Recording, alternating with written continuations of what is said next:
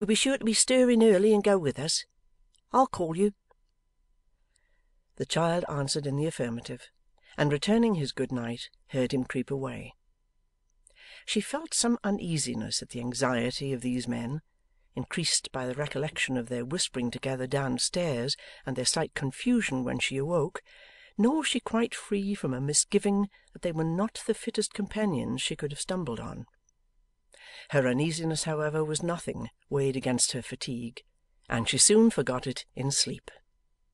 Very early next morning, Short fulfilled his promise, and knocking softly at her door, entreated that she would get up directly, as the proprietor of the dogs was still snoring, and if they lost no time they might get a good deal in advance both of him and the conjurer, who was talking in his sleep, and from what he could be heard to say, appeared to be balancing a donkey in his dreams. She started from her bed without delay, and roused the old man with so much expedition that they were both ready as soon as Short himself, to that gentleman's unspeakable gratification and relief.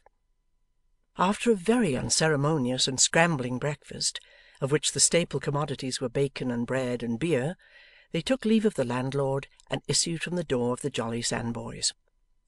The morning was fine and warm, the ground cool to the feet after the late rain, the hedges gayer and more green, the air clear, and everything fresh and healthful.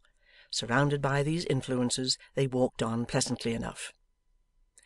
They had not gone very far when the child was again struck by the altered behaviour of Mr Thomas Codlin, who, instead of plodding on sulkily by himself, as he had heretofore done, kept close to her, and when he had an opportunity of looking at her unseen by his companion, warned her by certain wry faces and jerks of the head not to put any trust in Short, but to reserve all confidences for Codlin.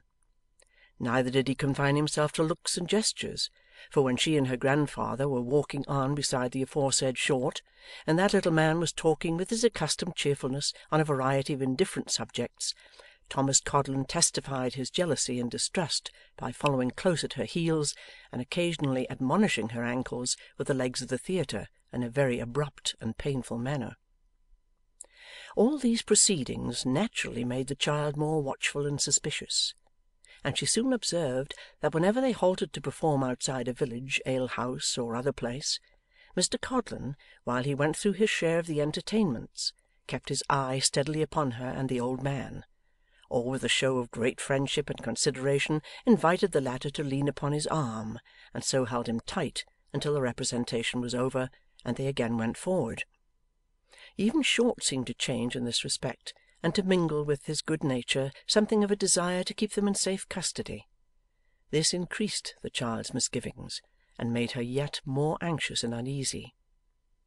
Meanwhile they were drawing near the town where the races were to begin next day, for, from passing numerous groups of gipsies and trampers on the road, wending their way towards it, and straggling out from every byway and cross-country lane, they gradually fell into a stream of people, some walking by the side of covered carts, others with horses, others with donkeys, others toiling on with heavy loads upon their backs, but all tending to the same point.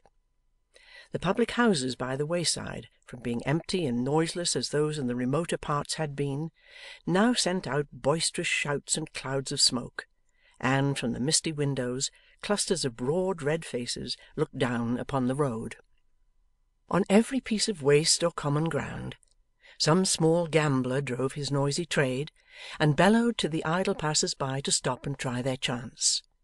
The crowd grew thicker and more noisy.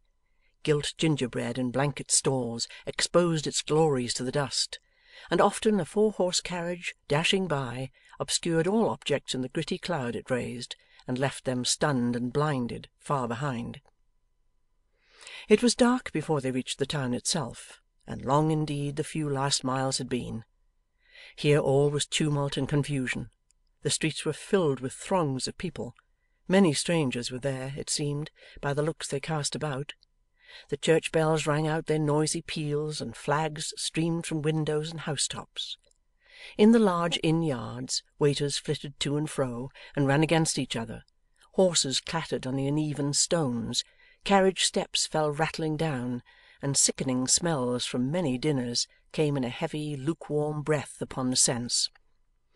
In the smaller public houses, fiddles with all their might and main were squeaking out the tune to staggering feet. Drunken men, oblivious of the burden of their song, joined in a senseless howl, which drowned the tinkling of the feeble bell and made them savage for their drink. Vagabond groups assembled round the doors to see the stroller woman dance, and add their uproar to the shrill flageolet and deafening drum. Through this delirious scene, the child, frightened and repelled by all she saw, led on her bewildered charge, clinging close to her conductor, and trembling lest in the press she should be separated from him and left to find her way alone. Quickening their steps to get clear of all the roar and riot, they at length passed through the town and made for the racecourse, which was upon an open heath, situated on an eminence a full mile distant from its furthest bounds. Although there were many people here, none of the best favoured or best clad, busily erecting tents and driving stakes in the ground, and hurrying to and fro with dusty feet and many a grumbled oath.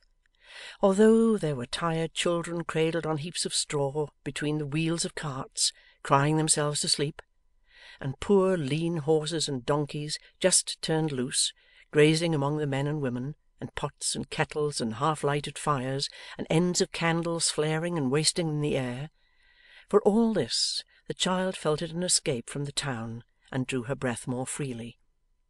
After a scanty supper, the purchase of which reduced her little stock so low that she had only a few halfpence with which to buy a breakfast on the morrow, she and the old man lay down to rest in a corner of a tent, and slept, despite the busy preparations that were going on around them all night long. And now they had come to the time when they must beg their bread. Soon after sunrise in the morning she stole out from the tent, and rambling into some fields at a short distance, plucked a few wild roses and such humble flowers, purposing to make them into little nosegays and offer them to the ladies in the carriages when the company arrived. Her thoughts were not idle while she was thus employed.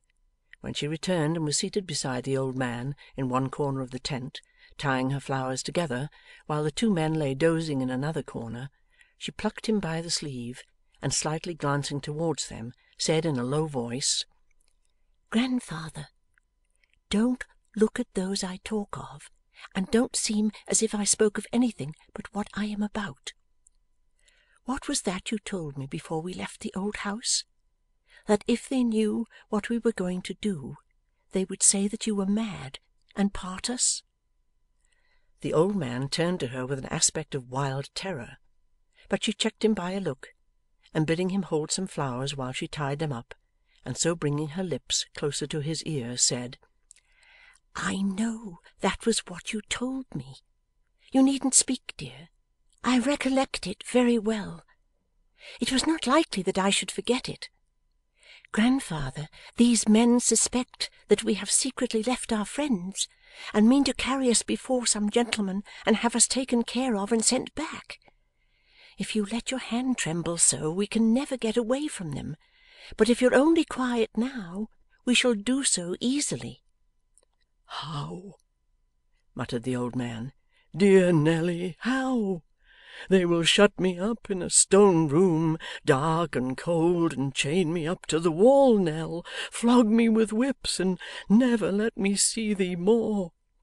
"You're trembling again," said the child.